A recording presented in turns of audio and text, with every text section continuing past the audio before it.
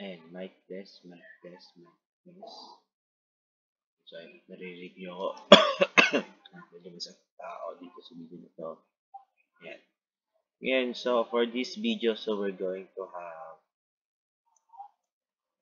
what we now call volume. Now, in this topic, so I hope you can still cope up with this one. Makahabol kayo kasi this wasn't able to discuss it with Ben Rivera, pero I'll be the one to discuss this one in the form of a video para sa mga if you have free time, you can have your time to review with this topic natin. Again, so when you say volume is how much space can it can a certain object occupy. O, ibig sabihin gaano kadami sa loob yung pwede malagyan. So, kung mapapansin niyo kung marinig niyo sa usapan niyo sa mga parents niyo, gaano kadami yung volume ng tubig, yung kaya ilagay sa isang galon.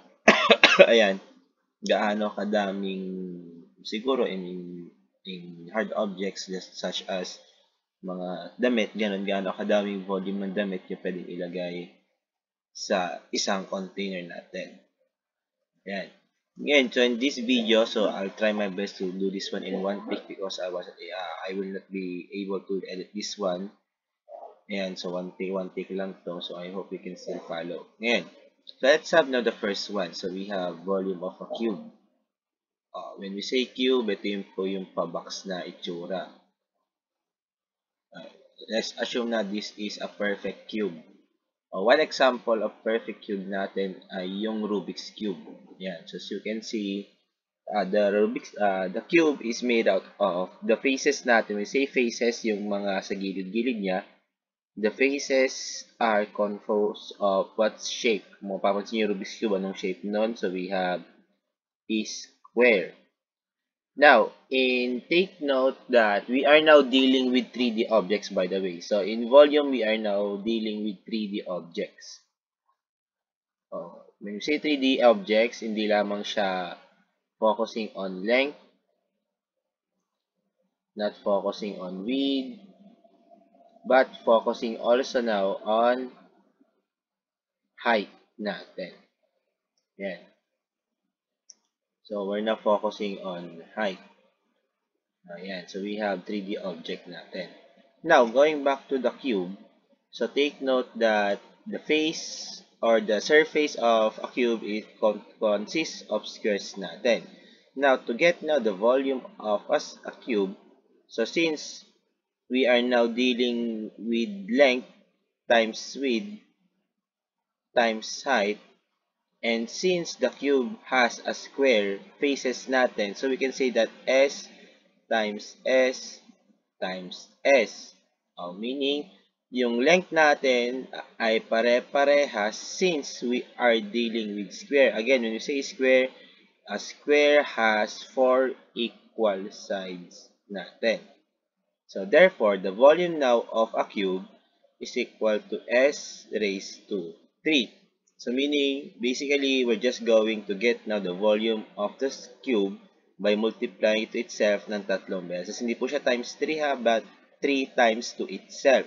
So, example, if this is 5 inches, so, gaano kadami yung space nung itong cube natin. So, getting this one now, so we have volume is equal now to 5 raised to 3. So, 5 raised to 3 is the same as 5 times 5 times 5, which gives us now volume is equal to 125 cubic inches. So, take note that exponent must be equal to 3. Yan, in cubic inches. So, if there are involved units, you just say cubic centimeter, cubic feet, and cubic meters. Ayan, cubic. Ayun, sorry for that one. And so on and so forth. So, yun po yung cube natin. Again, you just need to multiply to itself 3 times. Basically, yun ang magagawin yan sa volume ng cube natin. So, we have 5 raised to 3, 5 times 5 times 5. Yan. So, we have 125 cubic inches po natin. We read this one, by the way, as cubic inches. Yan. So, feel free to take a screenshot about this one. So, yan. So, we have cube. Ayan. So, moving on. So, let's have now prism. Prism in in comparison with cube. So, when ayan. So, pasensya na sa maubo ko. Ayan. So, sa prism natin, it is just a modified version of cube. However, it is so how do we call this one? How do I describe this one? Siguro elongated version or stretch version siya ng cube. Or one basic example of prism ay box ng sapatos ninyo. So basically, yun po yung mga prism natin. So in other books, we call this one as rectangular prism. Rectangular prism. Ayan. So, in other books, again, in this video, so I'll be using the term prism, pero in some other reference, so we call this one as rectangular prism. Pag sinabi mong square prism, doon na papasok si cube natin. Again, rectangular prism, just a stretch version po ng cube natin. So, mapapansin nyo yung figure, para natin siya in-stretch, para siya binanat. Yung box natin. Pinahaba nyo lang, basically. Ayan. Again, in similar with volume natin, since we are now dealing with 3D objects, ayan, take note of this one, 3D objects. So, we're now going to use the concept of that one. So, we have the volume now is equal to length times width times height, which gives us now the formula for prism. Yan lang mismo yung formula. We have length times width times height. So, let's say ito ay, binan natin ito ay 10 feet by 25 feet and then by 2 feet. So, binan na 2 feet to. 2 feet. Ayan. So, if we are given this scenario natin, take note, the length is the haba, the width is the lapad, and the height is the taas. Yung taas. Again, length, haba, width, yung lapad, yung height, yung taas. So, we just need to multiply this one all together. So, we have volume now is equal to length, which is yung haba is 25, times width, yung lapad is 10, times yung height, yung taas. So, we have 2. So, we have 25 times 10 is 250. 250 times 2 is which gives you now 500 cubic feet. Ito yung mismo yung volume mo. So, yan. So, we have 25 times 10 is 250. Ulitin ko lang. 250 times 2 is 500 cubic feet natin. Ayan. So, again, pagpasensya na yung boses ko, may marinig yung mga ubo from time to time because may sakit ako ngayon. Ayan. So, I hope you can understand that. Siguro yung kalagayan ko ngayon. Ayan. So, let's sorry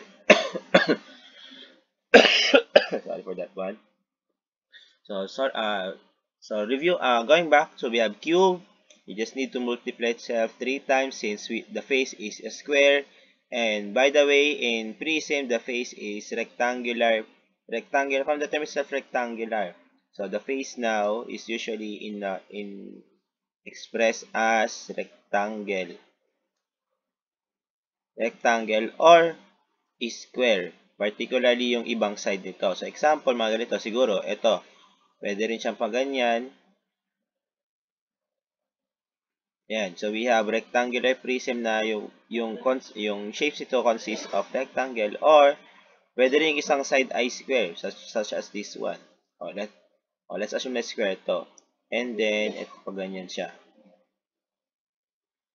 Ayan. So, mga ganyan example ng prism natin. Ayan. So, we have volume of a cube and volume of a prism. Ayan, madali lang naman to because, again, in cube, i-multiply mo lang siya ng 3 beses. And for, sorry for that one. Ayan, i-multiply mo siya ng 3 beses in Prism, you just need to multiply those dimensions or side measures natin. We have length times width times height natin. Ayan. So, for the next part of the video, siguro isa-separate ko na lang since wala talaga, inuubot talaga ako. Sa next video, we're going to have volume of a cylinder and a pyramid. Ayan.